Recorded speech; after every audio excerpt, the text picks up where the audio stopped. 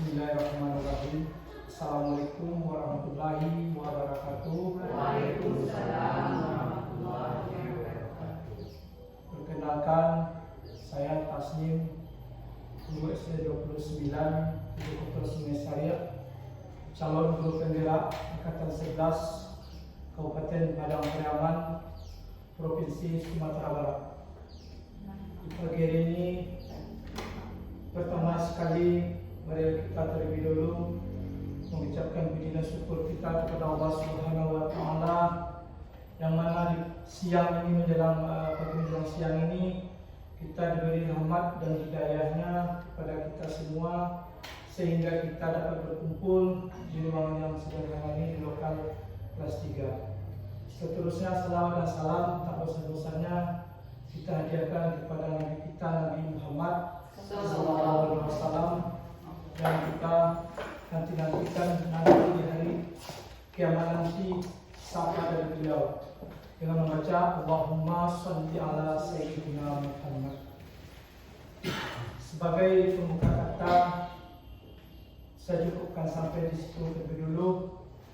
Pertama sekali yang terhormat kepada Ibu Kepala Sekolah Dasar Negeri 29 Kota Sungai Sariak, Kecamatan Kota Sungai Sariak, Kabupaten Padang Pariaman, Provinsi Sumatera Barat. Seterusnya Bapak dan Ibu rekan Majelis Guru SDN 29 Kota Sungai Sariak.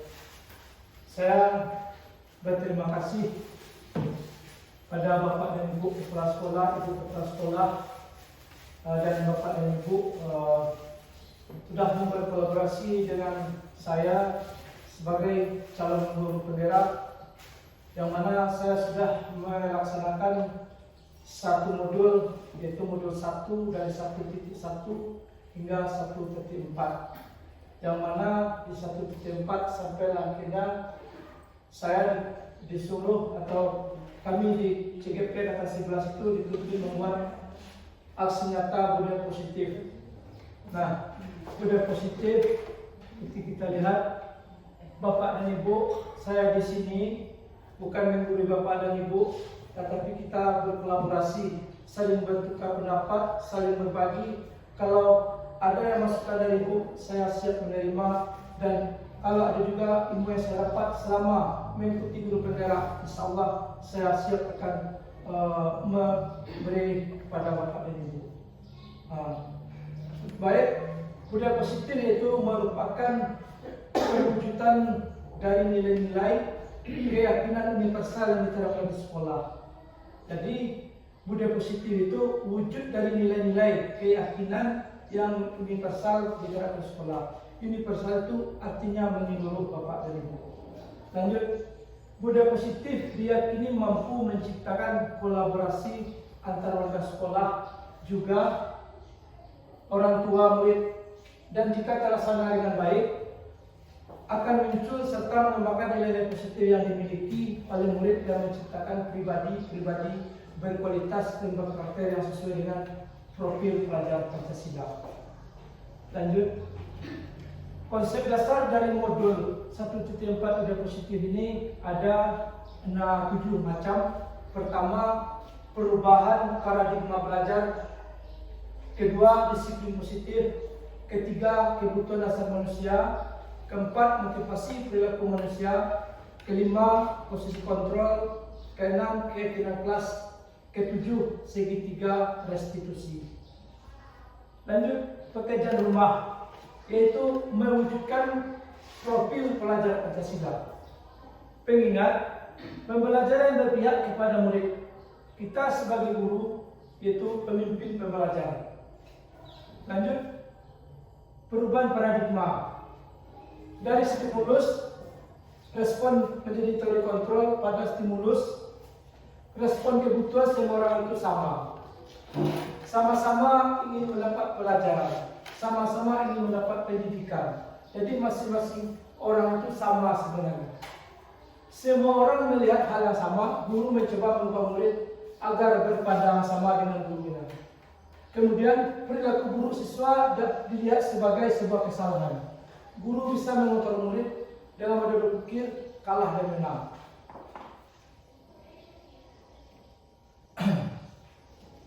Untuk teori kontrol kebutuhan manusia, semua orang tidak sama. Semua orang memiliki gambaran berbeda. Guru berusaha memahami pandangan murid-murid tersebut.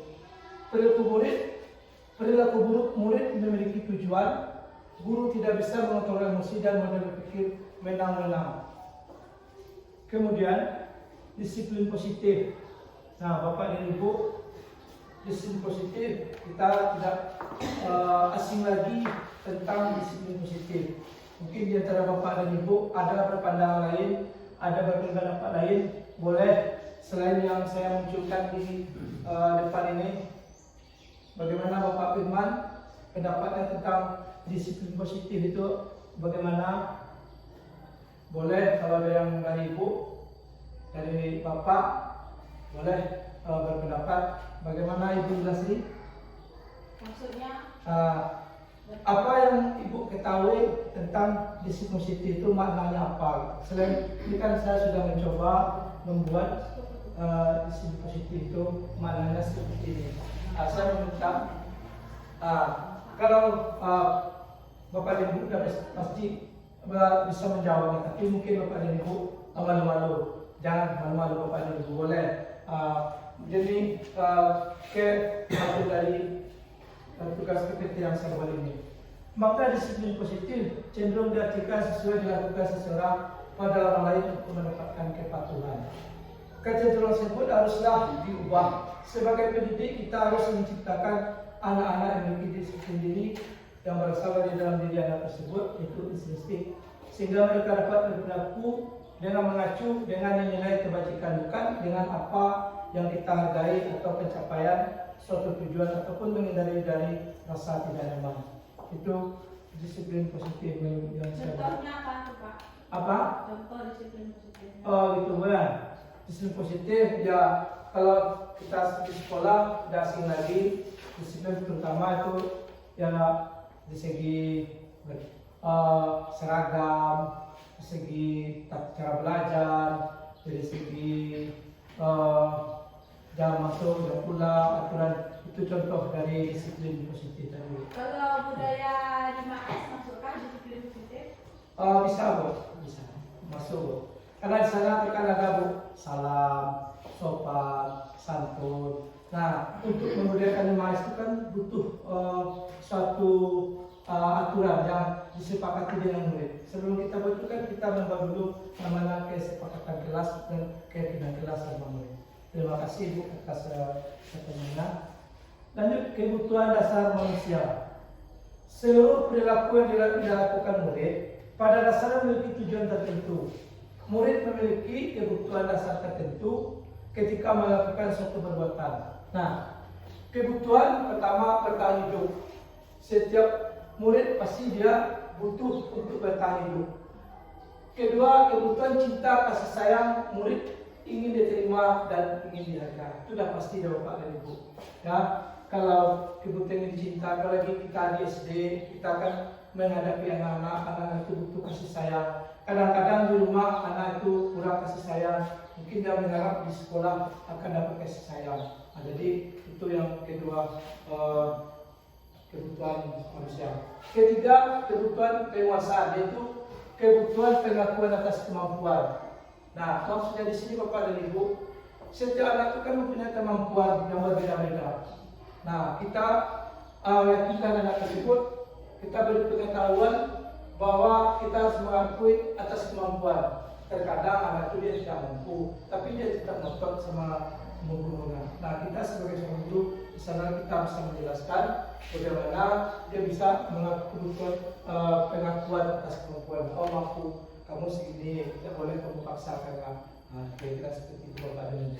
Kemudian kebutuhan kebebasan, yaitu kebutuhan akan pilihan. Nah, si anak murid itu boleh kita kasih pilihan dengan artian boleh memilih, tapi dengan artian ada aturan main.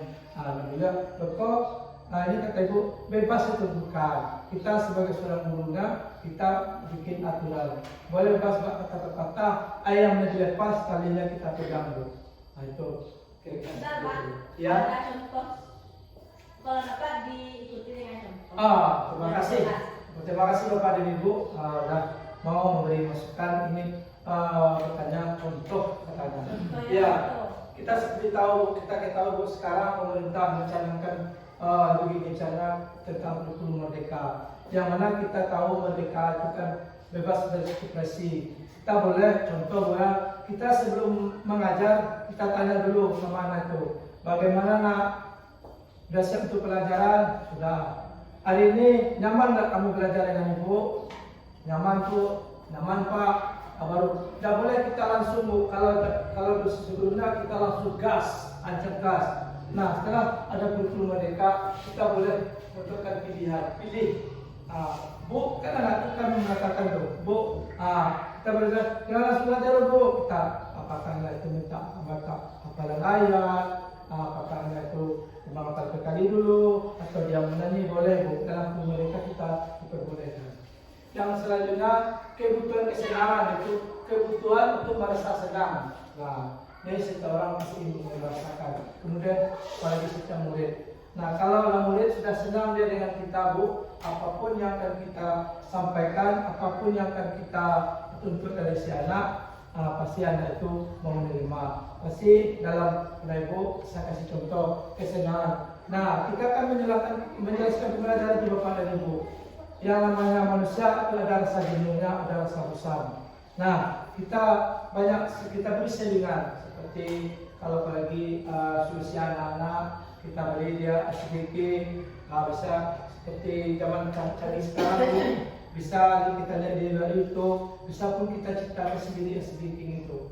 Seperti kita bercerita, seperti menangkap harimau itu enak saja Bu. Saya pernah melihat membaca. Tapi sudah saya coba sih, tapi kalau speakingnya menangkap harimau itu banyak seharusnya muridnya baru seru, tapi itu 2-3 kurang seru sana. Kita speakingnya dengan cara bercerita. Suatu hari masing-masing anak itu pegang tangan, jadi anak itu senang dengan ada speaking tersebut. Itu kebutuhan dasar manusia. 4. Motivasi perilaku manusia menurut Dian Egosen. Pertama, untuk menghindari ketidaknyamanan atau hukuman, murid pasti bertanya apa yang akan terjadi apabila saya tidak melakukannya. Hal tersebut merupakan motivasi eksternal. Yang kedua, motivasinya untuk mendapatkan imbalan atau penghargaan dari orang lain. Nah, murid bertanya apa yang akan saya dapatkan bila saya melakukan hal tersebut. Yang ketiga, motivasinya untuk menjadi guru yang mereka inginkan, menjadi orang yang diinginkan, dan menghargai diri sendiri dengan nilai mereka yang mereka percaya. Murid akan bertanya. Pertanyaannya, Yang satu dulu ya. yang satu dulu. Ya. Tadi baru baca ya. Murid akan bertanya akan menjadi orang yang seperti apa jika saya melakukannya. Hal tersebut merupakan motivasi internal. Nah, untuk mengetahui, terima kasih Bu. Tadi saya menjelaskan secara umum ya, secara keseluruhan. Sekarang saya bertanya. Ya, untuk menghindari dari ketidaknyamanan atau hukuman, murid bertanya, apa yang akan terjadi apabila saya tidak melakukannya? Pasti kan kita sudah sepakati buat aturan, buat keyakinan kelas. Nah, yang menjadi motivasi saya tersebut untuk menghindari dia bertanya merupakan apabila saya tidak melakukan apa yang terjadi. Ini merupakan motivasi eksternal. Eksternal itu yang dari dirinya eksternal. Apa yang terjadi di luar itu pikir-pikirnya.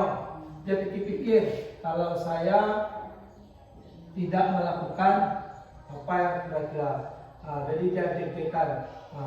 Kemudian kedua, untuk mendapatkan imbalan atau penghargaan dari orang lain, murid ini dari orang lain, murid bertanya apa yang akan saya dapatkan apabila saya melakukannya tersebut.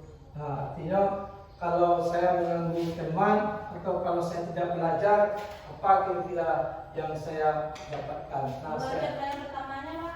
ya, yang pertama mulai bertanya apa yang akan terjadi apabila saya tidak melakukan. Kan anak kita tahu tuh pada ibu aturan-aturan yang dibuat sudah disepakati di kelas pada ibu.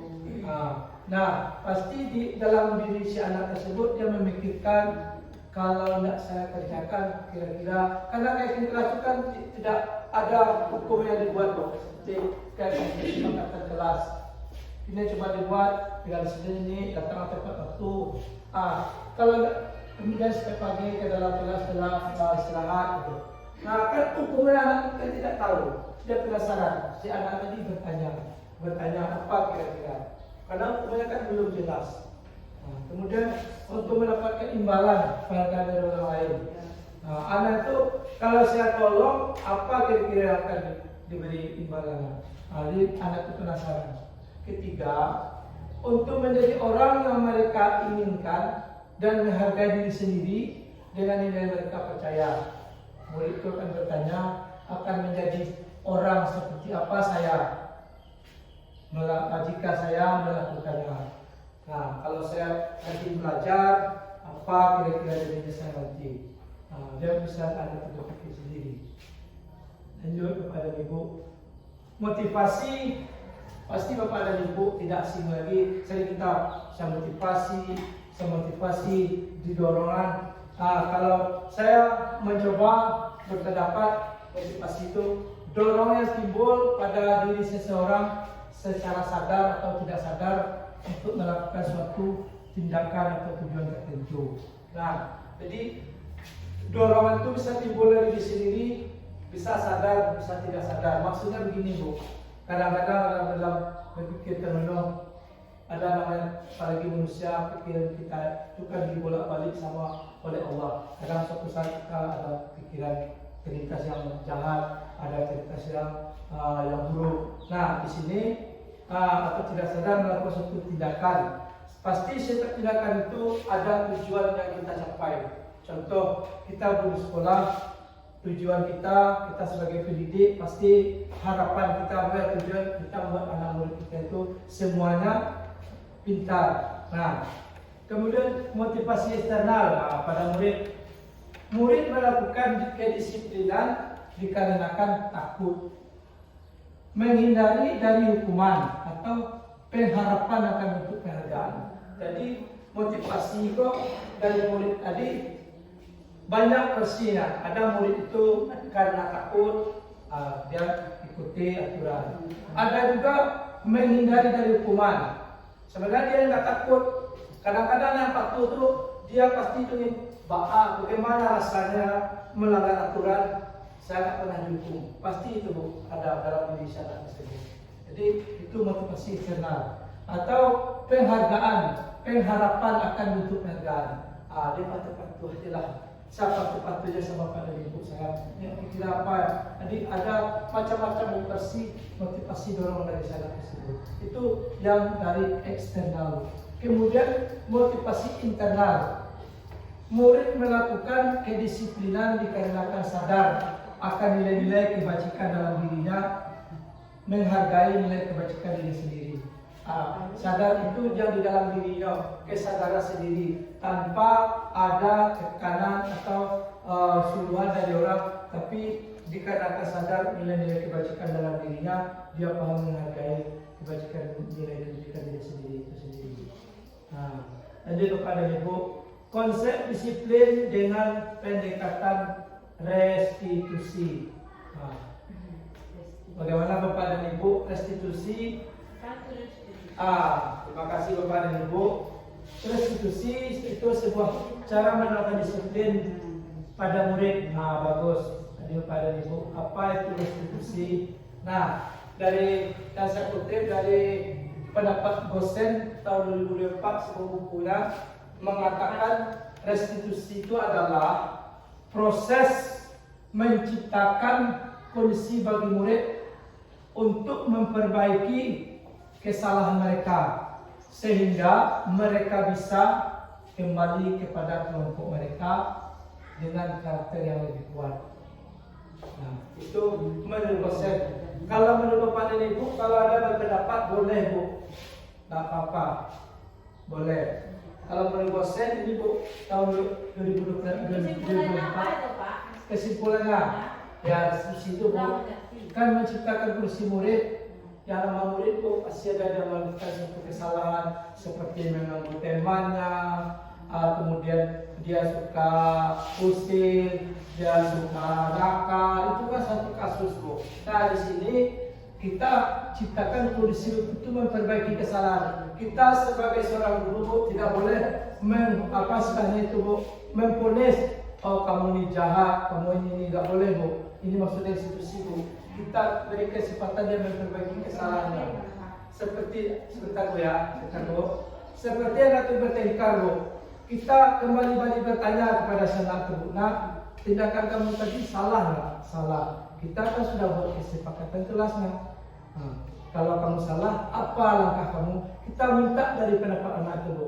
Kalau anak yang berani, ya salah siapa? Apa langkah kamu nak? Minta maaf Pak. Nah, di hadapan kita Bu, dia harus sportif. Maka saya salah kepada kamu. Begitu Bu, institusi. Boleh, bos apa tadi? Kalau dia misalnya kamu suka main HP ya? Ya. Ngomong ya? Enggak, jangan langsung gitu Bu. Tanya dulu Bu. Nah, tanya baik-baik Bu. Nah, itulah di institusi Bu. Kalau begitu Bu, kalau kita tadi berarti kita langsung gas. Itu yang dilarang Bu sekarang Bu. Gas itu nggak boleh Bu. Kita sesuai paradigma dari perubahan kasih tidak antara hamba pada murid Bu. Beda-beda tipis Bu. Iya, tapi kita boleh apa Bu, tapi jangan terlalu apa Bu. Nanti kita dipermainkan Bu, tidak boleh. Kita menambah boleh, tapi ada aturannya Bu. Kalau ada saatnya kita keras, ya ada keras. Ya, kata Ibu tadi kami nape, tanya baik-baik Bu. Nah, kamu kok menape? Kita sudah sepakat, nah, sudah kan? Itu kita lihat dilarang main HP selama pelajaran. Nah, menurut kamu salah nggak tindakan kamu nak? Yang si anak tadi masih berpikir Bu. Jawabannya seperti itu. Ibu sering dulu main HP-nya. Nah, tentunya Bapak Ibu, tentunya Bapak dan Ibu, mulai dulu dari gurunya Bu. Boleh. Nah, pada Bapak dan Ibu main HP. Kalau jangan belajar jangan. Nah gitu Bu ya. Sebenarnya itu saya sepakat tadi Bu. Ya.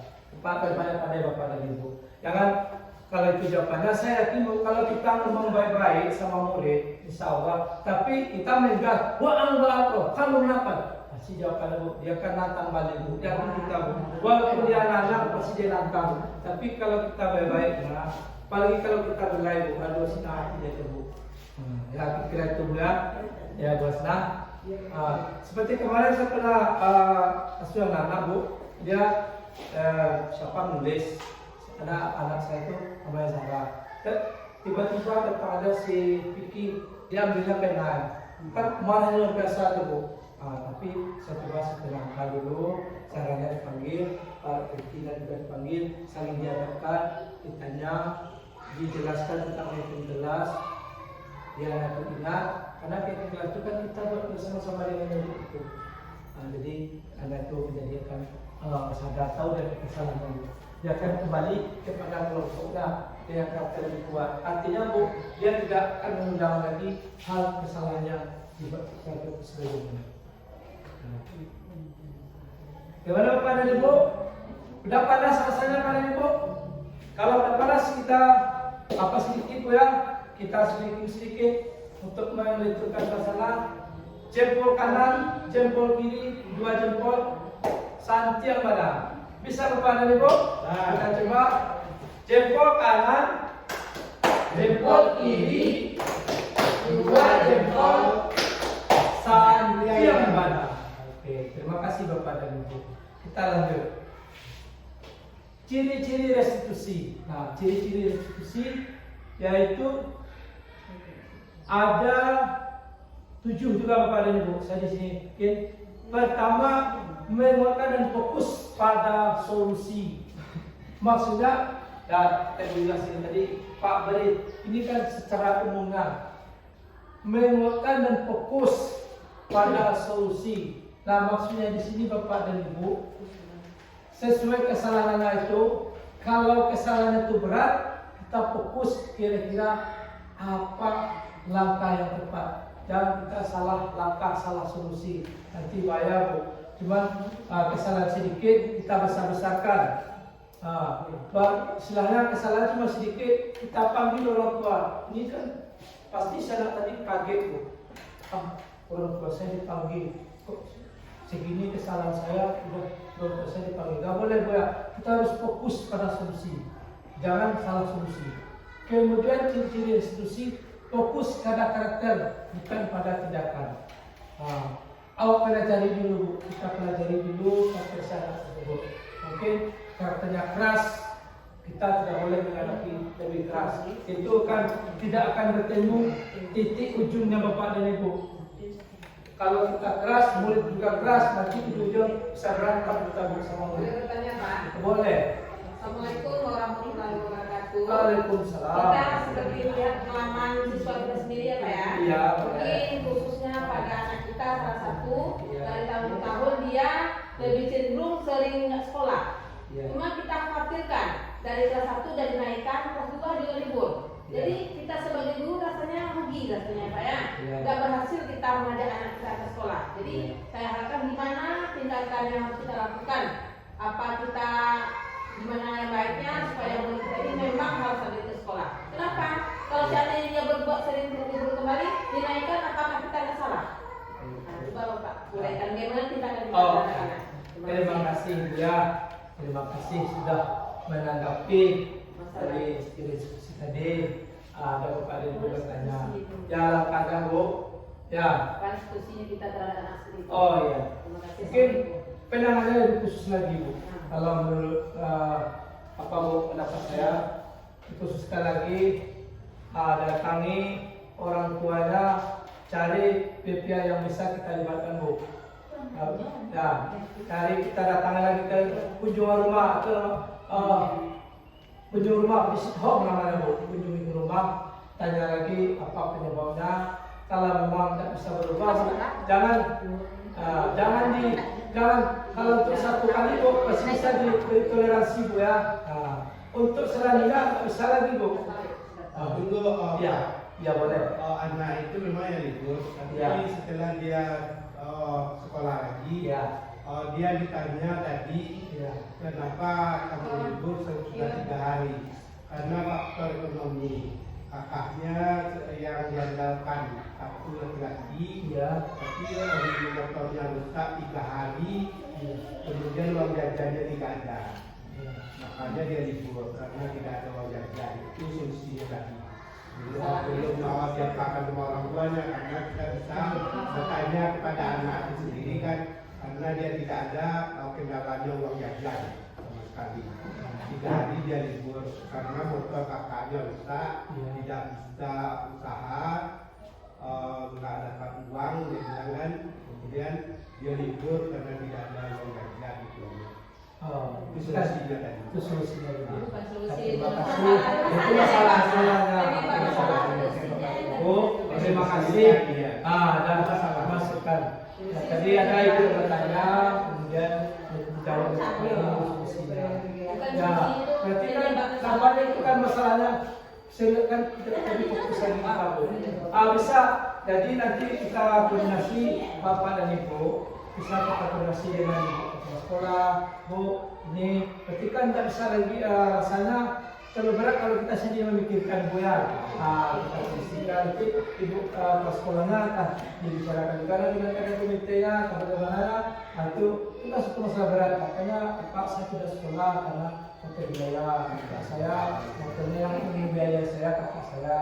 Itu kakak saya di rumah. Nah, kira-kira Bapak dan Ibu bisa diterima dengan rasa sedih juga ya Bapak dan Ibu ya.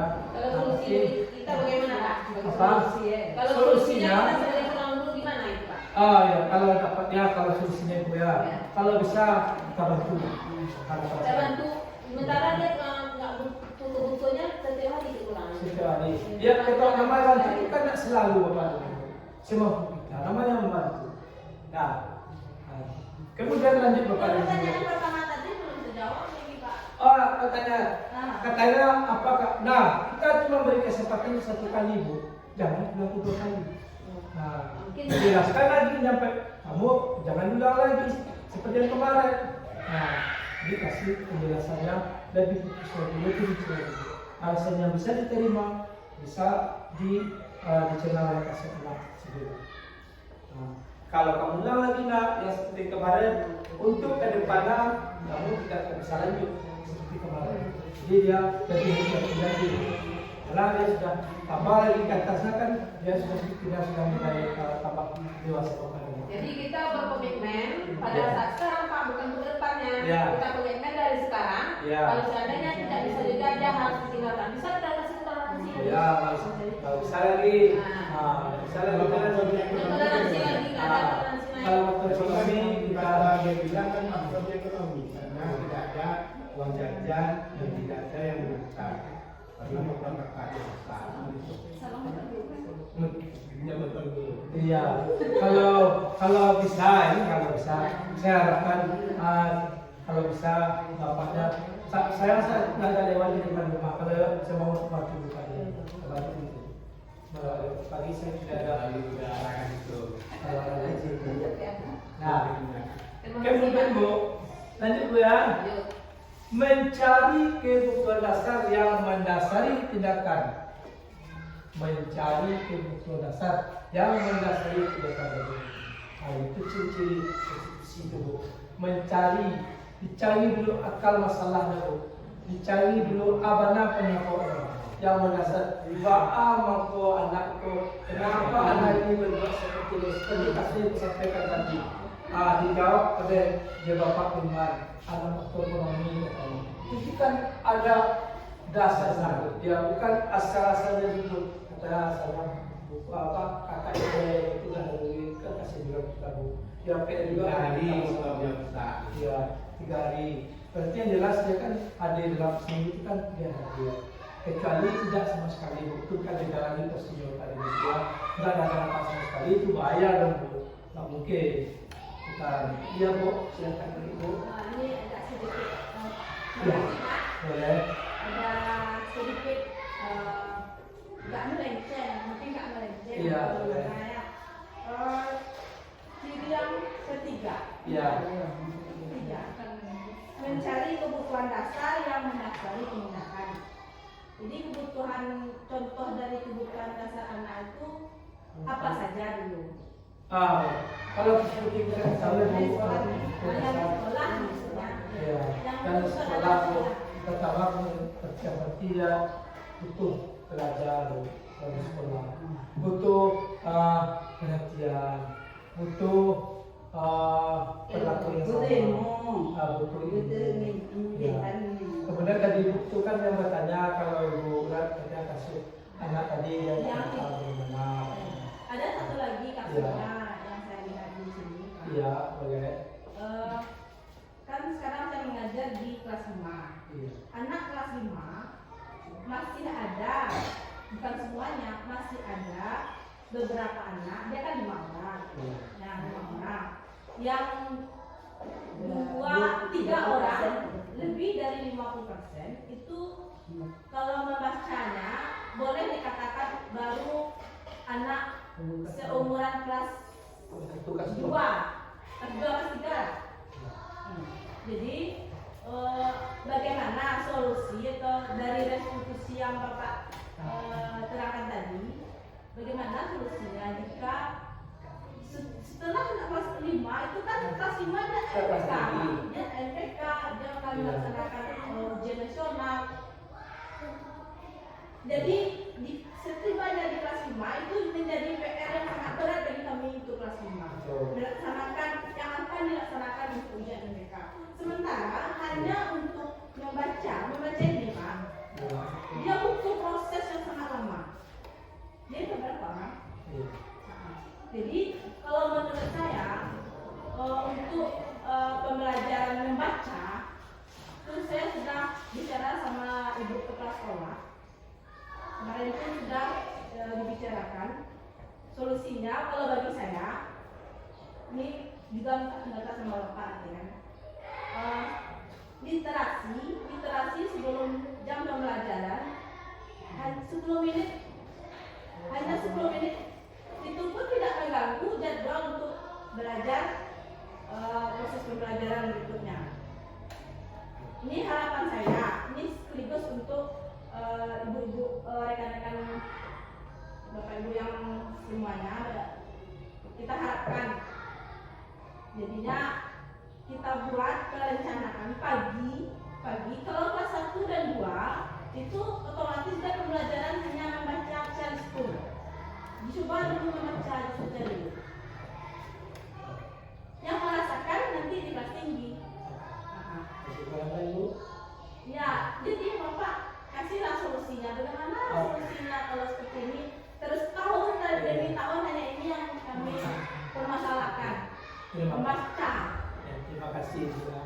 Nah, Ketika ada satu terima kasih Bu Lasri sudah komentar, sudah memberikan suatu permasalahan, suatu kasus. Kalau menurut Ibu Lasri mengetahui mana solusinya, nah tadi Bu Lasri kalau saya tangkap bagaimana kita membaca 10 menit, saya tahu 15 menit, saya sependapat dengan Bu Lasri. Nah, kita tahu membaca itu kan kuncinya sering, walaupun kita pandai membaca, kalau tidak ada latihan, tidak akan lancar. Ya solusinya gitu Bu, fokuskan dulu mana kayak kurangnya tadi itu akan kita perbaiki dulu. Nah dari tadi nggak boleh kita memponis menghukum, oh ini bodoh ini nggak boleh. Cuma kita usahakan, saya pendapat dengan Bu Lasri tadi, ya langkah baiknya kita nanti membaca dulu. ya lebih cancel semua guru Ya. dari kelas 1 sampai kelas 5. Insya Allah Bu Marwada nanti kita sama kita di sini Bu. Video baca disediakan. Iya. Kita coba kita belajar, jadi kita Iya. manfaatkan video baca kita. Iya. Boleh. Terima kasih Bu. Saran. Mohon maaf Pak. Iya, boleh. Ada apa juga? Iya. Sebenarnya tidak, saya kan masih pendidikan aktif. Iya. Kita terus menerapkan kelas 1, kelas 2. Kelas 1, kelas 2 itu yang diminta cuma membaca, kemudian menulis, dan komnya ada kom itu komunikasi. Iya. Bagaimana anak itu berkomunikasi yang baik Iya. sama temannya, sama guru, dan di luar walaupun di mana saja berada. Cuman 3 itu yang diterapkan. Kalau secara berhitung, kalau tentang matematika berhitung kan itu berhitung cuman sekedar cuman untuk mengetahui 1 sampai 10 atau di kelas 1 sampai 10, di kelas 2 1 sampai 100. Cuma mengenal itu saja, kemudian mengenal butiran-butiran. Berapa butiran kita membuat butiran-butiran sampai berapa banyak kalau kelas 2, kalau butiran-butiran kelereng kita buat, ada kelereng kelima. Anda itu bisa menghitung 1, 2 sampai 5, dia menuliskan Tidak ada gambar yang konkret saya. itu yang saya dapat di pendidikan sekarang itu. Yang diminta adalah komunikasi anak dengan guru. Terkadang sekarang ini kan anak sama gurunya sama besar saja. Iya. Guru pun sama anak sama besar juga. Tadi itu tolong dipertimbangkan mana anak, mana yang guru. Kadang kan guru sama anak karakternya itu, anak sama guru sama besar, guru sama anak sama besar juga. Kita seorang guru bukan seorang anak. Iya. Sekarang sudah ada PSN. Terima kasih Bapak Firman yang sudah memberikan komentarnya, memberikan pandangannya, memberikan masukannya pada debat kita bersama. Terima kasih Pak.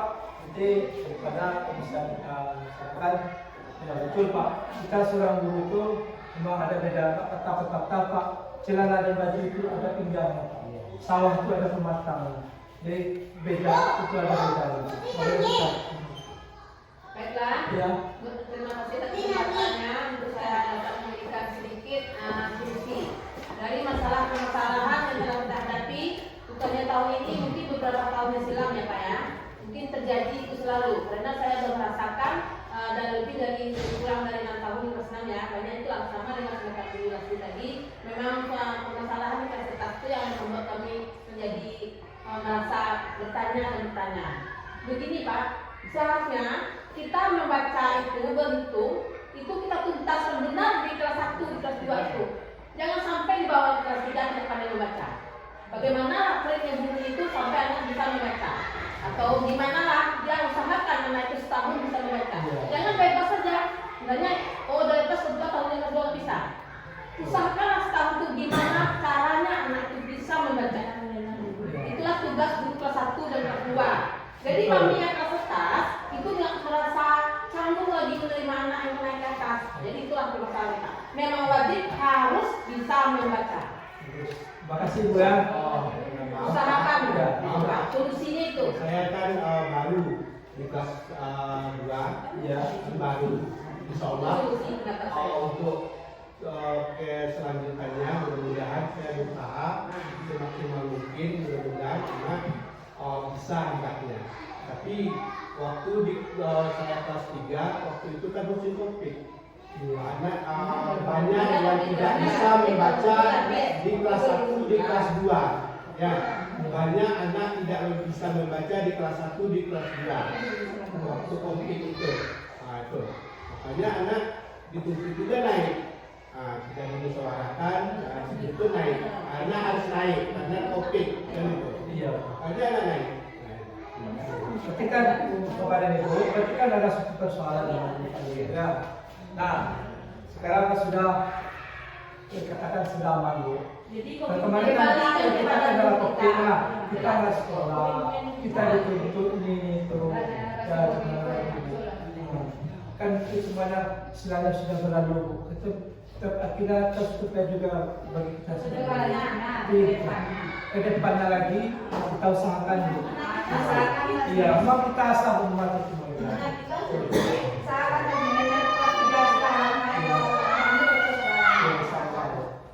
Dalam bertahan 1 tahun tidak mungkin bisa membaca. Kita usahakan.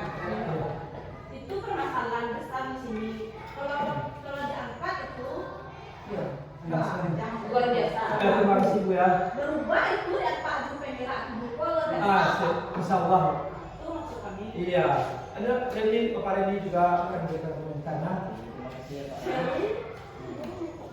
Oke, sejauh ini yang saya lihat, ini kan permasalahannya kan begitu. Iya. Masalahnya macam.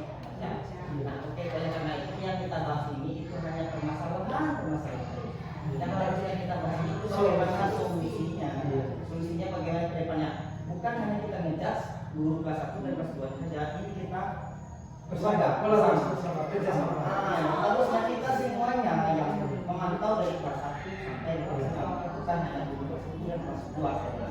Nah, jadi kita sebagai sesama keluarga, bagaimana cara kita menuliskan masalah ini? Terima kasih Pak Reni. Nah, itu juga terima kasih Pak Reni. Saya pendapat ya kuncinya kita sesama dengan guru, sesama majelis guru. Kita boleh kerjasama berkolaborasi bertanya. Kalau kita punya kendala di lokal, Bu, saya anak ini, saya punya murid ini, kira-kira menurut Ibu, bagaimana solusinya Bu?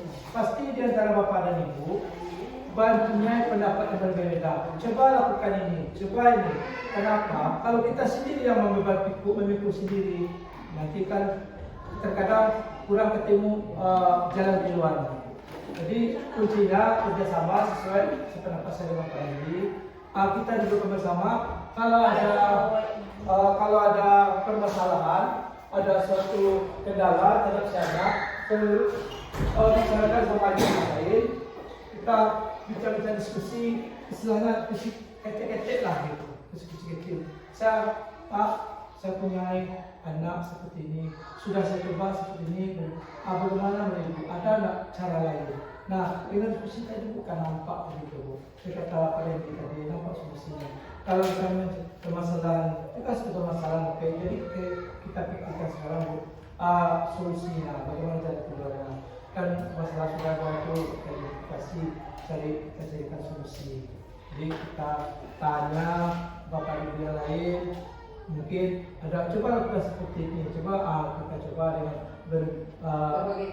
berkomunikasi dengan ibu-ibu yang lain. Insyaallah akan bertemu orang. Yang lanjut, tawaran bukan paksaan. Ciri institusi itu. Tawaran bukan paksaan. Seperti kita tahu tuh anak melakukan kesalahan. Nah, diberi tawaran tapi jangan dipaksa. Kamu ke hukum ya, tapi kamu nggak boleh harus ikuti bapak. Ada seperti itu. Diberi tawaran dalam maksa. Kalau ada merasa keberatan, kita boleh ubah cara yang lain. Kita pikirkan juga, kita sebagai seorang guru, bagaimana cara itu kira-kira dia tidak merasa terpaksa. Mungkin kita beri kepada jaringan dari yang tadi. Kayak Bu Lasri, tadi sudah keluar Bu Lasri, tadi kata Pak Renzi, tapi kan kalau kita cuma bahas masalah, nanti tidak ketemu cuma kata sekarang, kata Pak Renzi berpendapat Bu Lasri ya. Kita cari sebentar Bu ya.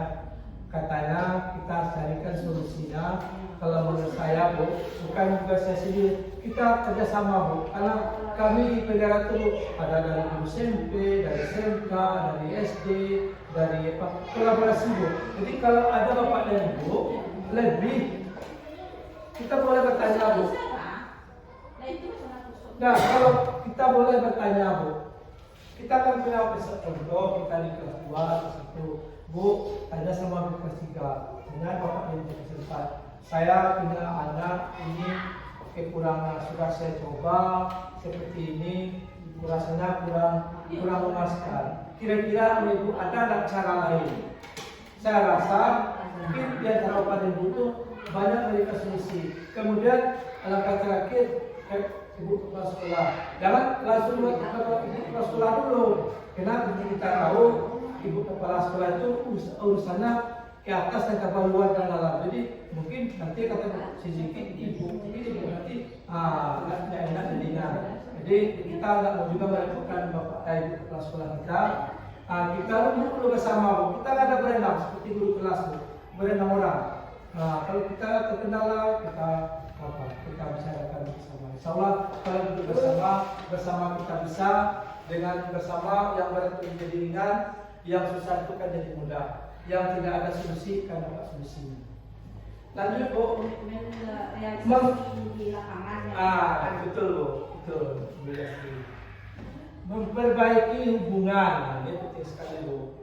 Anak murid yang antara murid itu institusi. Jadi kan kalau hubungan saya sudah bagus, insya Allah tidak akan lagi ada. Kalaupun ada permasalahan, tapi tidak besar lagi, bisa permasalahan itu tidak begitu berat lagi. Kemudian menuntun untuk melihat ke dalam diri, menuntun untuk melihat ke dalam diri, dirasukan ke dirinya. Jadi anak-anak itu dituntun melihat ke dalam dirinya bapak. Jadi anak itu sadar, ini agak pengertian dalamnya Bu. Contoh ada diskusikan memperbaiki kesalahan yang akan tanya anak tu. Salah kira-kira menyewa anak kuliah tak bersalah tu. Maka contoh mengambil mana boleh tak? Jadi buang salah apa? Buang apa tu tak boleh seperti itu juga. Apalagi sekarang Bu, hati-hati juga peraturan sekarang Bu. Rasa-rasanya apa namanya Bu, serba salah kita rasanya Bu ya. Kalau terlalu keras nanti kita kena. Kalau tak kena jadi menimbang kita. Jangan terlalu keras, jangan terlalu. Nah, lanjut Bapak dan Ibu. Perbedaan Bu. Ada suatu kasus murid datang terlambat ke sekolah. Ada 3 perbedaan, apa itu hukuman, konsekuensi, restitusi. Kalau berupa hukuman Bapak dan Ibu, murid disuruh berdiri di depan kelas, itu kasus hukuman. Langsung kagak awak budi, awak salah kagak. Kemudian itu berupa hukuman Bu. Yang kedua, guru marah-marah ke murid. Itu satu hukuman. Wah kamu kenapa nih, bapakmu, kepalamu marah-marah ke murid. Itu satu hukuman. Tolong ya, seperti hukuman. Kemudian murid disuruh menulis, saya tidak akan terlambat lagi sebanyak 100 kali. Itu 3 contoh hukuman Bu. Setelah itu konsekuensi pertama, guru memberikan konsekuensi berada di dalam kelas selama jam istirahat berlangsung. Nah, guru memberikan konsekuensi berada di dalam kelas selama jam istirahat. Konsekuensi itu artinya tidak tahu mengalir. Kok tahannya tahu istirahat, kok tes mengalir. Bu, Pak, kawan awak naik istirahat. Kok awak ditahan? Bu, tapi itu konsekuensi tidak terus-menerus, tidak memaksa, tidak menetap. Kemudian guru tegas dan murid menghormati peraturan. Tegas artinya apa? Guru itu kalau sepakat membuat aturan, jangan kendor. Kamu salah, kalau kamu ada sepakat, kamu siap untuk mengerti. Siap Pak, siap Bu. Jangan tegas. Awallah komitmen, aku nak dikeracunan. Awal yang dilakukan, aku nak tegas sama gue. Tegas artinya bukan diktator, bukan militer. Tegas bukan diktator, dia tegasnya menyenangkan bagi siswa. Nah, kemudian restitusi, di sini restitusi, dalam kasus ini restitusi, guru menanya dulu keyakinan kelas yang telah disepakati dan guru membantu menyelesaikan masalah. Si anak itu kan punya masalah, ditanya dulu, dikembalikan lagi kepada dia, bagaimana menurut kamu nak? Nah, itu restitusi. Kemudian, murid terbuka dan menghormati dirinya dan orang lain. Nah, sesekali Bapak dan Ibu boleh murid itu curhat sama kita, dan kita dia boleh terbuka. Kalau dia ada masalah, dia nggak takut ngomong sama kita. Kadang-kadang bukan anak itu karena dia takut sama kita sebagai orang guru, takut dia ngomong, padahal dia punya masalah. Saya pernah punya pengalaman Bu, anak diam terus. Dia nggak mau ngomong. Dengan pendekatan yang saya lakukan, akhirnya aku ngomong, katanya, Pak, saya di rumah sering kena marah, saya sering kena pukul, kena tempeleng. Nah, jadi terbuka anak itu dengan trik-trik yang kita lakukan, trik-trik hal-hal yang kita lakukan mediasi pada saat tersebut. Jadi dalam kasus murid datang lambat sekolah itu ada 3 yang akan didapat secara perbedaan. Ada hukuman, ada eksekusi, ada restitusi sesuai dengan kesalahan Bu. Kalau terlambatnya udah bagaimana Bu ya, itu bisa darinya ke hukuman. Kalau masih eksekusi masih ringan, kalau ke restitusi. Tidak perlu pada yang diposisikan. Ya boleh. Tadi bertanya kalau masalah tadi pembicaraan karena lagi anak-anak. Sebentar Bu, Bu Mutia mau apa dulu? Boleh Bu Mutia? Dapat kesempatan. Kasih Pak kesempatannya. Ya boleh. Nah, sebenarnya masalahnya udah terlewat tadi ya Pak, temanya udah berbeda lagi. Tapi saya merujuk kembali ke pembicaraan tadi mengenai pernyataan Ibu Erat dengan Reni tadi kan. Ibu Erat menyatakan fokus baca anak itu di kelas 1 dan kelas 2. Nah, di sini yang ingin saya tanyakan ke Pak Arkan, merujuk pula apa yang dikatakan ini ada solusinya dari setiap permasalahan. Nah, untuk anak yang memiliki keterbatasan dalam berbicara, itu bagaimana solusinya? Apakah itu tanggung jawab dari guru kelas 1 kelas 2 atau bagaimana gitu? Apakah hanya guru kelas 1 dan kelas 2 yang patut disalahkan dengan keterbatasan anak atau ada solusi lain? Nah, makasih Ibu Mutia, Ibu dari kelas 1 ya. Tadi saya sudah bahwa kita kolaborasi Bu, jangan kita tumpukan satu masalah kepada satu orang Bu. Itu kan satu permasalahan yang boleh dikatakan rumit Bu, besar yang harus diselesaikan.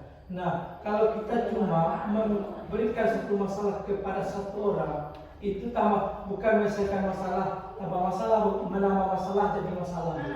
Jadi kita di suatu sekolah itu kan ada guru 6, tambah guru olahraga, tambah guru agama, tambah ibu kepala sekolah, ada peraturan. Kita duduk bersama Bu. kita kolaborasi, mungkin kita boleh bertanya, bercerita pendapat, Bu, saya di kelas 1 ini kalau saya mana tahu mungkin dari ibu di kelas 2 kelas 3 sampai kelas 6 dia bisa memberi jawaban, memberi arahan atau memberi pandangan atau tanggapan. Kalau menurut saya coba lakukan seperti ini, coba seperti ini. Nah, dengan banyak bervariasi pendapat yang muncul, Bu, insya Allah nanti akan nampak hasilnya. Mungkin seperti itu ya. Terima kasih kemudian. Ya tadi Bu Asnah nampaknya rasanya mengangkat tangan tadi. Ya, boleh. Ya. Ya. Oh, dah. Kalau hilang kita lanjut ya. Posisi kontrol guru. Nah, kita sebagai seorang guru Bapak dan Ibu, kita mempunyai posisi kontrol. Kalau tiba di elektronik remote control. Nah, posisi kontrol ada di sini saya buat Bu, ada 5. Ada sebagai penghukum, pembuat rasa bersalah, teman, pemantau dan manajer. Nah, posisi kontrol yang pertama kita lihat dulu, penghukum. Sudah jelas kita sebagai aktor, murid sebagai aktor pelanggar, kita sebagai aktor sebagai hukuman. Nah, itu posisi yang pertama. Kedua, pembuat rasa bersalah. Nah, si anak bapak dan ibu ya punya kesalahan. Nah, dengan kita tegur, dengan kita tanyai, pasti dia merasa, oh ya saya salah Pak. Kalau tidak kita tegur, kalau tidak kita diam saja, Bu, pasti saya nanti merasa saya benar. Itu sifat manusia. Pasti manusia itu butuh kritik dan saran setiap tindakan yang dilakukan. Kemudian Bu, posisi guru itu ada sebagai teman. Boleh Bu, kita Pak, kita sebagai guru boleh kita seperti berteman dengan ada batasannya. Dan bapaknya ini aja sama kadang aja nggak boleh. Berteman artinya boleh kita bercerita, boleh kita bercanda sama si anak supaya terasa jembatan hati dekat dengan anak tersebut. Memantau, dia pemantau kita. Kalau memantau, kita tidak bisa apa-apa, cuma memantau. Dari pantauan tadi bisa kita memikirkan ini apa yang harus saya lakukan. Jadi seorang guru itu juga bisa sebagai pemantau, dipantau, memantau, tidak canggih aja Bu. Tidak boleh, tidak bisa kita bertindak, cuma memantau. Posisi kontrol kedua manajer, sudah jelas Bu. Pertama manajer terhadap diri kita sendiri dulu Bu. Kalau kita suruh manajer pengatur, kemudian manajer murid di dalam kelas. Lanjut, contoh penerapan 5 posisi kontrol. Ini ada kasus yang buat murid tidak memakai atribut lengkap saat upacara bendera pada Ibu.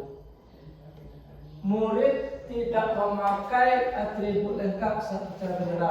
Ini kasus. Nah, contoh penerapan yang saya buat pada posisi 5 kontrol itu bisa saya sebagai teman Bu. Kalau kita sebagai teman pasti ada, kamu lagi, jangan gitu dong. Ayo gabung yang lain, untung ada ibu. Latihan, dia lakukan pelanggaran tuh. Tapi dari bawah barang dirinya tegak di belakang Bu. Nah, kalau dalam Pak kerja ada rasa berani. Mungkin dia merasa kita itu sebagai teman kali murid. Dan dia masuk ke dalam barisan. Nah, kemudian kita hukum, patuhi peraturan sekolah, berdiri kamu di barisan lain. Itu posisi kita sebagai hukum tuh Bu. Kalau kita sebagai teman, kita bilang, kamu lagi Budi, jangan gitu dong. Kemarin kamu udah salah, nggak pakai tribut, sekarang nggak pakai tribut lagi. Untung ada ibu. Dah hari ini ibu mau kasih kamu yang masuk kamu ke dalam barisan langsung. Kenapa? Karena dia merasa teman. Kalau tidak merasa teman, pasti dia lari Bu. Segan ya Bu. Kalau ini anak guru Pak, hanya guru berjalan. Nggak boleh Pak. Nah bagus Pak. Nggak boleh. Kalau saya lakukan Bu, Pak, kalau saya tidak lengkap, saya keluarkan Bu. Kita dalam menegakkan hukum itu tidak boleh tebang pilih Pak. Mau anak guru, mau anak siapa, kalau misalnya itu ya tetap kita lihat. Terima kasih Pak Firman. Kemudian Tiga, pemantau. Dipantau anak tuh. Posisi anak tadi pemantau. Nah, kamu sudah melanggar peraturan sekolah, kata Wak sama murid. Nah, kamu sudah melanggar peraturan sekolah. Kamu tahu enggak konsekuensinya? Nanti saya cek kerjaan apa yang seharusnya kamu lakukan. Tapi anakku, saya sudah melanggar itu Bu. Ini kan kasus Bu. Kan peraturannya yang dilanggar Bu memakai seragam. Dia tidak memakai seragam Bu ya. Jadi kalau kita sebagai pemantau Bu, kita tanya sana itu kamu sudah melanggar peraturan sekolah. Nah, kamu tahu konsekuensinya? Kita tanya Bu sama si anak tadi. Nanti saya cek kata ibu tadi atau kata guru tadi Bu pada saya. Apa seharusnya kamu lakukan? Tapi kita sebagai pemantau Bu, kita langsung hukum. Berpikir dulu Bu, gurunya berpikir dulu. Kesalahannya cuma tidak memakai atribut lengkap. Apakah berat? Berarti kan berat Bu. Langsung cuma kita gitu aja Bu. Pikirkan apa yang ada lagi Bu. Cuma kita mikir nggak boleh kita beri hukuman Bu. Kita sebagai pemantau. Ada nantinya kan seperti piket kata ibu tadi kan hari Senin kan ada tuh piket depan ada piket Bu. Ini kesalahannya dia sudah berapa kali. Nanti biar punya piket diberikan apa ya. Kita tidak berusaha apa-apa sih. Kita cuma memantau. Kita memantau. Berikan kepada piket yang seperti kalau di sekolah SMP kan di meja itu piket itu kita serahkan. Iya, kalau SD kan kita ada piket juga Bu. Saya di sini saya piket. Nah itu yang tahu. Karena kalau kita memantau kan tidak langsung kita kumpul, langsung kita pikirkan bisa jadi Bu kita tanya dulu sama Bu yang lain. Bu, apa bagusnya kemana lain? Bukan kita putuskan. Kencang. Ya. Sedikit Pak, sedikit Ya, boleh. Saran ini Pak. Langsung saja Pak. Boleh. Tadi Bapak bilang ada guru piket. Iya. Jadi di sekolah kita kan memang ada guru piket. Ada 2 guru piket Iya. yang ditetapkan oleh sudah pun dibuat bagus-bagus sama Ibu Kepala. Nah, Iya. jadi Senin misalnya siapa yang piket. Iya. Bagaimana kalau kita pemimpin menjalankan guru piket itu tersebut yang terjadi hari-hari yang sudah terjadi, kalau kita melihat pasti kita semua melihat Iya. siapa yang terus ada di depan, tidak semua kita yang dari depan. Oke, Bu, terima kasih Bu ya. Ini realisasi yang Iya. dituntut Pak. Iya boleh. Ah. Ya, jadi itu kan satu kasus Bu ya. Nanti Termasuk kasus itu Pak. Iya, kasus betul Bu. Jadi harapannya Belum selesai lagi Pak. Ya, boleh. Belum selesai lagi Pak. Boleh. Selesai lagi Pak. Kita kan bukan untuk apa namanya melepaskan kewajiban selesai ini kita selesai. Banyak Bu. Seperti Bapak kita sekarang kan guru penggerak kan. Ya. Nah, jadi harapan kami sangat besar tertumpang pada Bapak. Ya, terima kasih Bu. Sebenarnya gini Bu ya. Ya boleh silakan. Harapan kami sangat besar sekali tertumpang pada Bapak. Yang guru penggerak, bergerak, tergerak, menggerakkan. Kami harapkan Oke. dimulai dari diri sendiri dulu. Oke, cukup Bu. Belum. Lanjut. Yang guru piket tadi belum selesai Pak. Iya, boleh. Nah, hari Senin, siapa yang piket katanya? Kalau saya piket hari Rabu. Kenyataan yang ada, saya lihat 20% itu tidak cukup untuk hadir di depan. Oke. Kita sama-sama ingin memajukan sekolah. Oke. Sekolah yang sudah lama di bawah, tidak tahu di bawah mana lagi sekolah ini Pak. Oke. Kita akan bangkitkan. Oke. Tujuan utama sekali untuk sekolah ini untuk kebutuhan anak kita. Bagaimana anak kita bisa seperti sekolah-sekolah lain. Kita kan pernah melihat sekolah yang ada di arah ke Sungai Saya. Memang maju semua, tidak pun semua, sebagian besar maju. Kita mulai, kita coba. Oke. Kita coba dulu. kita mantapkan jiwa raga kita, untuk niat kita untuk bisa memajukan sekolah ini. Harapan saya itu yang sangat utama sekali. Dan coba untuk melaksanakan itu mulai dari diri sendiri dulu. Ada lagi? Ada Bu? Kita Sebentar. Kan durasi dulu. Ada lagi Bu? udah Pak. Oh, ya kita silakan. Jadi Pak, ingin memberikan saran sedikit Pak. Ya. Terutama kelas saya di kelas 4 lah Bapak, saya ada di kelas 4. Nah, jadi saya kan mulai menerapkan suatu hal ke anak, Pak. Alangkah baiknya, Pak, untuk kelas 1 dan kelas 6 itu juga diwajibkan Pak untuk sekolah 2 saja. Dan kemarin itu pernah saya uji di kelas saya kan Pak. Ya. Untuk hafalan bacaan sholatnya saja dia tidak tahu Pak. Jadi kalau bisa di kelas apa ya, biasakan dulu untuk mengencangkan suaranya di kelas rendah Pak. Soalnya kan kadang anak tuh duduk agak saya tahu tapi tidak tahu apa dibaca itu dulu Pak. Jadi pernah iya bacanya tuh. Jadi pernah saya uji kan sekali di kelas saya. Tak tahu ya Pak. Tak tahu yuk aku baca sujud, takbirnya, takbiraunya apa aja ya Pak. Jadi kan kasih hal lagi bahas tadi Pak. Sholat tuh hanya sekedar agak juga gitu bacanya. Bacanya nggak tahu. Nah itu apa? Jadi kalau kelas 1 kan pulangnya kan cepat apa? Jadi jam 10 tuh saya rasa bisa untuk sholat duha Pak. Itu Pak, itu saja untuk sholat duha. Terima kasih sudah banyak masukan. Masuk lagi Pak. Ya boleh, silakan lagi Bu. Terima kasih. Setelah saran dari Ibu Mita tadi, itu sebenarnya kan baik tuh. Iya. Tapi Pak, kalau mengajar soal bacaan sholat di kelas nggak ada. Cuma maksudnya nanti semester 2 di kelas 1 itu belum ada bacaan sholat. Cuma membaca Hum-Bidaiyah aja belum ada diterapkan cara membaca sholat. Jadi kalau seandainya yang dituntut oleh guru harus pandai anak di kelas 1 membaca bacaan sholat, harus bisa. Ada bisa, yuk kalau awak tuh sebagai guru agama atau yang bertanggung jawab soal bacaan sholat anak. Jadi anak itu cuma di dalam 1 tahun, cuma di kelas 2 mulai dari semester 2 1 kali bacaan sholatnya. Di kelas 3 1 kali juga di semester 2. Begitu juga di kelas 4 1 kali dalam setahun. Kalau bacaan sholat ini kita kasihan sama anak, materi lain pun tak bekerja lagi. Jadi Pak, Makanya bagaimana susi harus membaca bagusnya emang di masjid saja di perpusat itu saja Pak sholatnya. Jadi kan kalau satu apa namanya maksudnya. Jadi Gurunya kasih Bu, mani bukannya 1 orang. Kan yang terjadi kan itu 1 orang, 2 orang. Bapak baru gurunya juga sholat duha.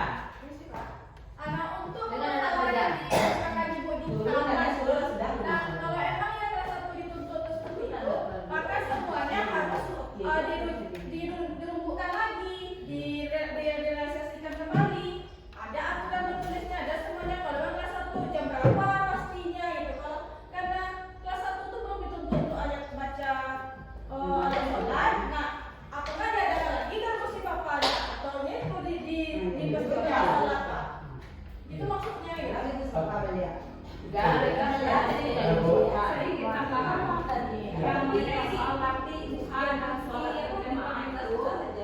Kita sementara ini program pemerintah pendidikan dan kebudayaan kita sudah memprogramkan Bapak Jadi itu harus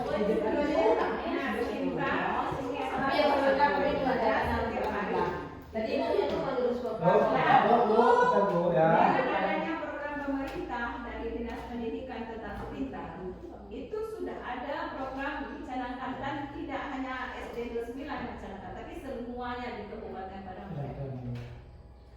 Jadi seperti yang disampaikan Bu Julasri tadi, memang betul, memang tidak sebaiknya anak itu dari kelas 1 sampai kelas 6. Bagaimana penerapannya? Nah, penerapan di sini anak apabila sudah masuk sekolah itu otomatis sudah masuk juga mengaji. Nah, dua-duanya kita dapat dari MDA-nya kita dapat dari SD itu juga kita laksanakan prakteknya. Jadi apa caranya? Caranya itu jam berapa? 10 kurang 10 semua anak sudah berkumpul, sudah ambil duduk, silakan bersama-sama dan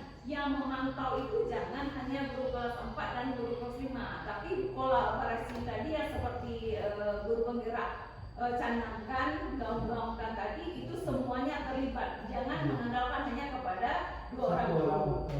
Ya, itu harapan kita. Kalian yang ngurus piketnya, Bu. Ya, Iya. pokoknya semuanya ada. Kolaborasi. Dan kolaborasi itu kan itu. Semua guru Iya. ikut serta.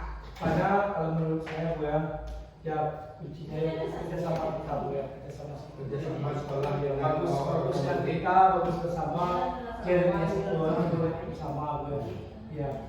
Bahwa kedepannya yang itu dah satu masalah.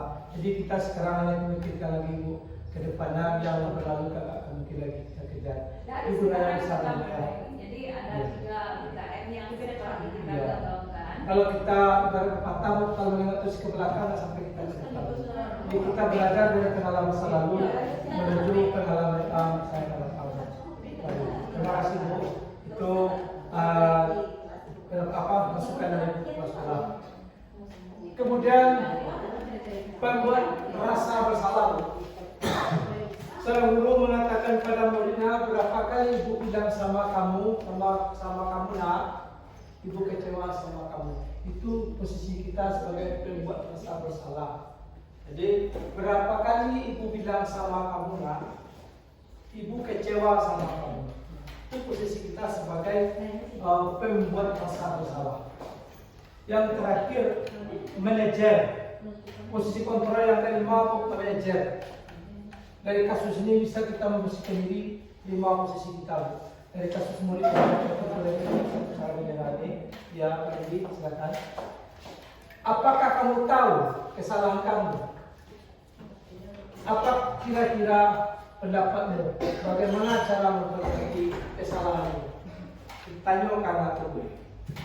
Itu posisi kita sebagai manajer. Kalau kita lihat dari 5 posisi kontrol ini, kira-kira dari kita sebagai orang guru mungkin ada yang tertinggal kan Bu ya, tapi apa-apa Bu, yang namanya kita manusia, kita tidak akan terlepas dari kesalahan, kekilapan, jadikan kesalahan itu menuju kebaikan kepada Bu ya. Jangan selalu mencari kesalahan-kesalahan tetapi tidak mau memberi solusi, tidak mau memperbaiki diri. Ya, terima kasih kepada Ibu. Lanjut kepada Ibu, ini 5 contoh pendapat kontrol. Perilaku kontrol negatif. Guru berbuat yaitu penghukum pembuat rasa bersalah. Nah, kalau guru berbuat menghardik, menunjuk-nunjuk, menyakiti, menyindir, itu namanya penghukum Bu. Dihardik guru itu, murid itu ditunjuk, kamu bodoh, kamu begini, itu namanya penghukum kita Bu. Kemudian pembuat rasa bersalah, berceramah kita Bu. Dengan ceramah itu menunjukkan ekspresi kita, kekecewaan kita secara mendalam. Nah, kemudian perilaku kontrol positif. Nah, sebagai teman membuat alasan-alasan untuk murid-muridnya. Kalau sebagai teman, sebagai seorang guru merasa sebagai teman untuk si anak Bu, kita harus bisa membuat alasan-alasan untuk murid yang bisa diterimanya. Kemudian pemantau, menghitung dan mengukur. Yang ketiga kontrol diri, itu manajer. Itu kalau guru berbuat. Kemudian guru berkata, dan dua katanya kan berbeda. Sudah berbuat, sudah berkata. Kalau berkata, kalau kamu tidak melakukannya, saya akan. Tahu. Besok kalau kamu tidak selesai mengerjakan PR, kamu akan dihukum, kamu akan lupa hukum. Itu posisi kontrol yang negatif Bapak dan Ibu. Negatif. Memang posisi kita sebagai penghukum, tapi penghukum yang negatif. Istilahnya yang jelek ya Bu. Ya, Pak. Kemudian pembuat rasa bersalah. Kamu sudah mengecewakan ibu, kamu sudah mengecewakan bapak. Kita ngomong sama polisi seperti itu negatif. Kemudian perilaku kontrol yang positif, yang rancak Bu, sebagai teman Pak, buat alasan yang untuk murid itu bisa menerima. Kemudian lakukan demi bapak ibu yang sudah nanti bapak bantu bereskan. Nah, kamu bekerja itu lakukan demi bapak demi bapak dan ibu, bisa membantu ibu, tak payah naik kudu naik. Kau ibu seorang lah, kita pikir naik kita, salah weh kekarangan ibu seorang deh, bantu ibu ya. Jadi itu yang bentuk positif ya. Kemudian kontrol diri ibu, kontrol diri. Kalau guru berbuat itu mengajukan pertanyaan, bertanya akan ditanya boleh bertanya. Jangan murid dia bertanya awak bertanya mulai. Again dia pertanyaan. Kemudian guru berkata, apa yang kita yakini? Apa peran-perannya? Apa nih? Ya, kamu misalkan mantap ya. Kalau guru berkata, apa peraturannya? Apa konsekuensinya? Apa yang telah kamu lakukan? Itu yang positif.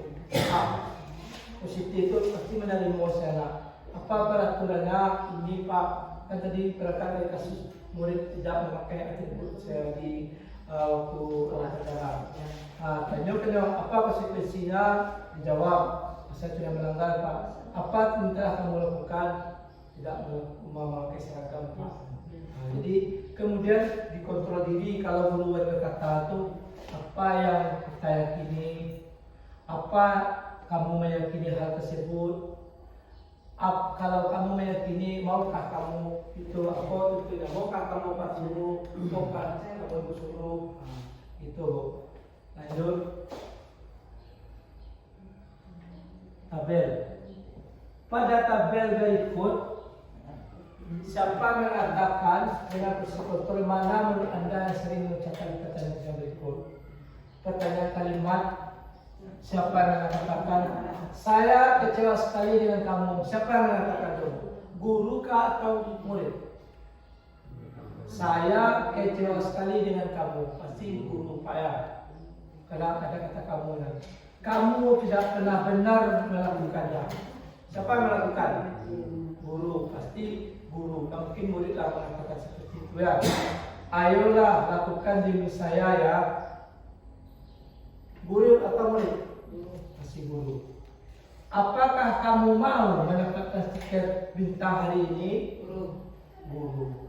Bagaimana kamu bisa menyelesaikan masalah ini? Masih guru.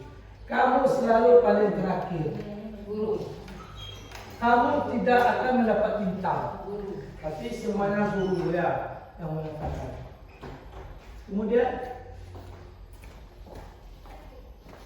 kamu tidak akan mendapatkan bintang bila tidak menyelesaikan tugas ini. Siapa yang mengatakan? Guru. Berapa kali sih saya sudah mengatakan kepada kamu? Siapa yang mengatakan? Siapa yang mengatakan? Guru. Ingat, bukan apa yang telah kamu lakukan untuk kamu, masih guru. Nah, kamu tidak akan pernah berhasil di dalam kehidupan ini. Siapa yang mengatakan itu? Tidak, guru. Apa rencanamu untuk menyelesaikan ini? Masih guru. Masih guru. Ini di rumah lanjut kepada ibu. Ada 5 tadi. Penghukum, pemberasa bersalah, teman pemantau di rumah. Nah, tadi di sekolah, sekarang di rumah. Tempat kerja di sekolah. Nah, keyakinan kelas. Lanjut bu yang ke-6, item ke-6. Keyakinan kelas sesuatu yang diyakini bersamaan berasal dari penyatuan pikiran untuk menjadi nilai-nilai kebaikan untuk dituturkan di kelas. Nah, peraturan itu, penyataan itu lahir dari banyak-banyak pikiran. Baik, kalau dari Tuan 6, mencatatkan akhirnya dari yang 6 itu dijadikan satu. Lahirlah satu keyakinan. Contoh keyakinan di kelas. Nah, 1. Menjaga kebersihan kelas. Itu adalah tanggung jawab semua warga kelas ini. 2. Menghargai teman dan guru. 3. Melaksanakan tata tertib kelas dan sekolah. Yang keempat, bersikap tenang saat pembelajaran berlangsung. Itu keyakinan bu. Kita bisa membedakan bu pada si anak mana keyakinan, mana aturan. Kalau keyakinan dibuat, kalau aturan bu lahir setelah keyakinan telah dibuat, lahirlah aturan tadi. Nah, jadi anak itu dia paham. Lanjut, bagaimana pembentukan keyakinan kelas? Cara membuatnya satu, lebih abstrak dari peraturan. Sedikit saja agar mudah diingat. Tak perlu tertutup banyak Bapak dan Ibu. Kalau banyak tidak dikerajulkan lalu. Nah, jadi kemudian berupaya ternyata universal atau menyeluruh. Kemudian sesuai dengan kondisi kelas agar mudah diterapkan. Nah, kalau kalian memiliki kilo yang bisa dilaksanakan. Jadi jangan banyak contohnya. Kalian bagaimana harus mengikuti tidak boleh kalau dalam membuat keyakinan kelas ya. Dibuat dalam bentuk positif, jangan negatif. Kalau antara kelas dibuat boleh memang HP itu bukan keyakinan kelas yang lagi ya. Kemudian semua warga kelas ikut serta terlibat dalam pembuatan keyakinan kelas. Minta pada anak tadi Bu, anak itu kan ada 25, minta pada agar kertas post-it, minta tulisnya tempel muka. Dari situ banyak tu berkos satukan pendapat. Ini Bu, segitiga institusi, yaitu validasi tindakan yang salah, stabilkan identitas, menanyakan keyakinan. Itu contoh dari segitiga institusi Bu.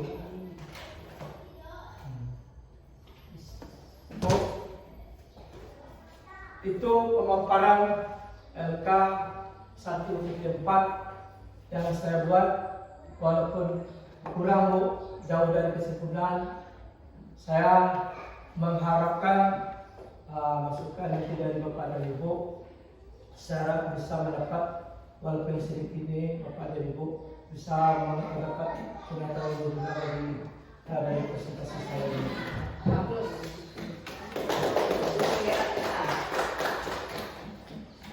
Nah, terima kasih Bapak dan Ibu. Nah, tadi kalau saya salah dengar, saya tangkap harapan Bapak dan Ibu. Terima kasih. Harapannya itu merupakan tanggung jawab bagi saya. Tapi saya mohon juga Bapak dan Ibu yang tidak tertumpang pada saya sendiri. Saya sebagai manusia biasa, kalau ada salah, ada kekurangan saya, jangan dibiarkan, jangan dilengahkan. Kalau ada masukan dari Bapak dan Ibu, saya siap untuk menerima. Kemudian saya kalau ada selama mengikuti pendidikan guru penggerak di kota sebelah sini, kalau ada ilmu saya dapat, nanti akan saya berbagi. Tapi untuk saat sekarang ini Bu, saya baru cuma menyelesaikan satu modul Bu. Insya Allah kalau saya dengar itu modul sampai 3 Bu. Kalau sudah sampai 3, Bisa itu 4. bisa minta itu. Boleh Bu. Nanti PPT Edukasi boleh. boleh Bu, kirim melalui boleh bisa. Lewat apa namanya?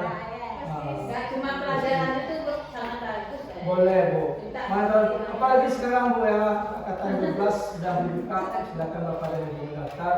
Saya juga bersedia. Belum. Oh berarti cuma baru edarnya ya.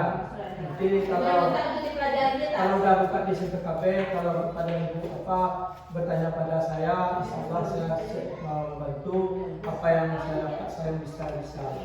Untuk hari ini terima kasih kepada Bapak dan Ibu yang mau meluangkan waktunya untuk mendengarkan pemaparan LK saya, data saya tempat terlebih dan terkurang.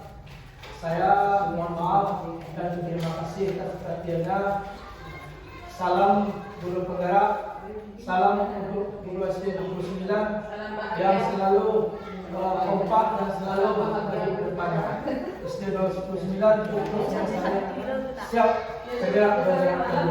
Assalamualaikum warahmatullahi wabarakatuh.